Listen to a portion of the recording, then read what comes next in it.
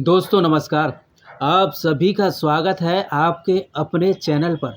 दोस्तों अभी तक आपने चैनल को सब्सक्राइब नहीं किया है तो प्लीज़ हाथ जोड़कर निवेदन है आपसे, चैनल को सब्सक्राइब ज़रूर कर लीजिए।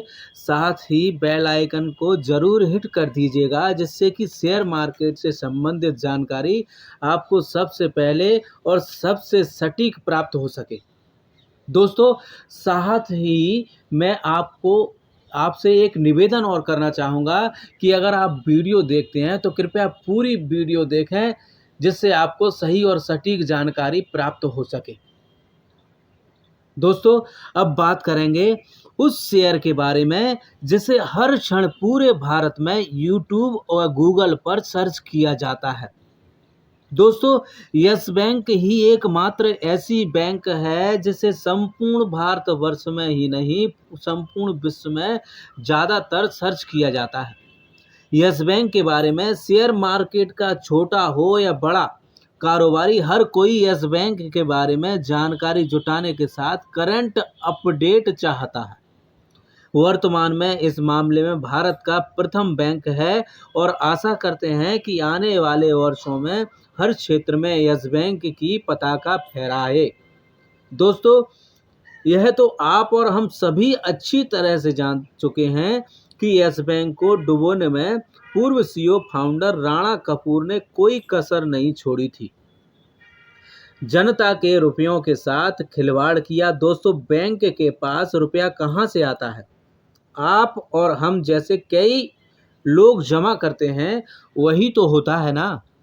इसलिए वह रुपया जनता यानी कि बैंक के ग्राहकों का होता है, जिसे बैंक को ऋण के रूप में बांटते समय पूरी सावधानी रखनी चाहिए। लेकिन राणा कपूर के घोटालों ने बैंक को बर्बादी के कगार पर लाकर खड़ा कर दिया था। दोस्तों सरकार अपना हस्तक्षेप नहीं करती तो यस बैंक का अस्तित्व ही खत्म हो जाता और साथ ही भारत की अर्थव्यवस्था पर सवाल खड़े हो जाते।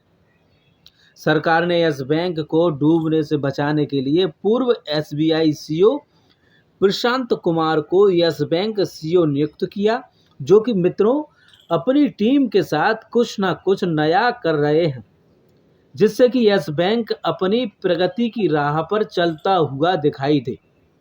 दोस्तों यस बैंक के 3 दोषी हैं। प्रथम राणा कपूर, द्वितीय स्थान पर सारे के सारे डिफॉल्टर्स और तृतीय स्थान पर कोरोना, जिसकी वजह से लॉकडाउन लगा। दोस्तों ये 3 ना होते तो यस बैंक अभी तक प्रगति कर चुका होता।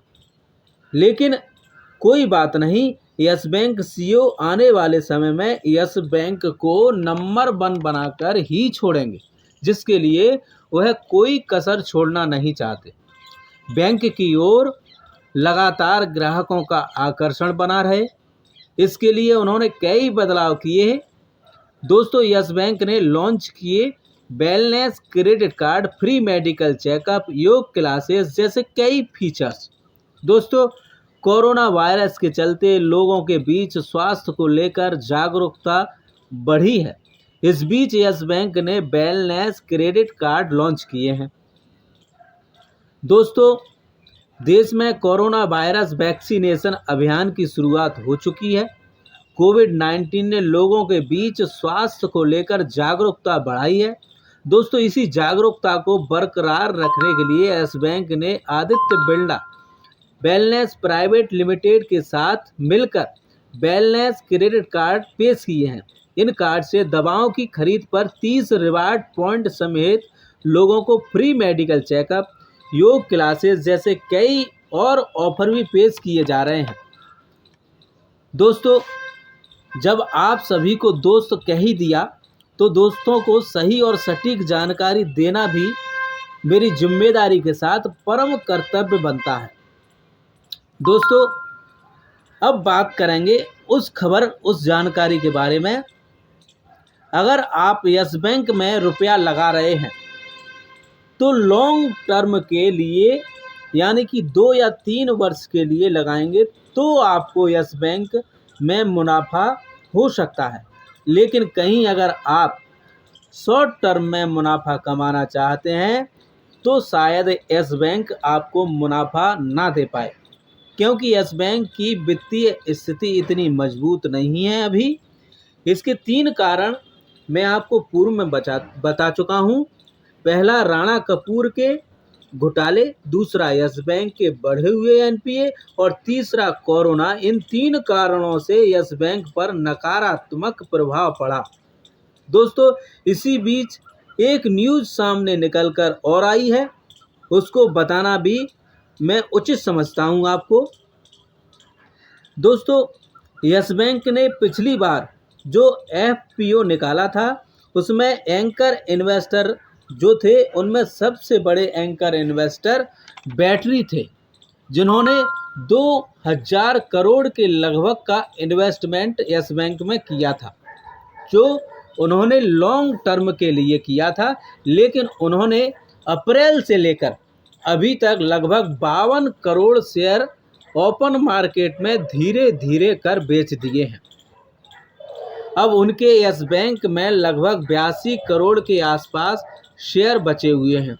दोस्तों, इतने बड़े इन्वेस्टर के द्वारा इतना सारा शेयर बेचना, यह यस बैंक के लिए वर्तमान की अच्छी खबर तो नहीं हो सकती है ना, क्योंकि एंकर इन्वेस्टर का इस तरह से निकलना अच्छी बात नहीं है। एंकर इन्वेस्टर हमारी तरह तो नहीं है जो अपने खर्चे चलाने के लिए शेयर मार्केट का उपयोग करते हैं। एंकर इन्वेस्टर लॉन्ग टाइम के लिए इन्वेस्टमेंट करते हैं। अगर वो इस तरह से निकल जाएंगे तो क्या यह अच्छी न्यूज़ है? नहीं ना।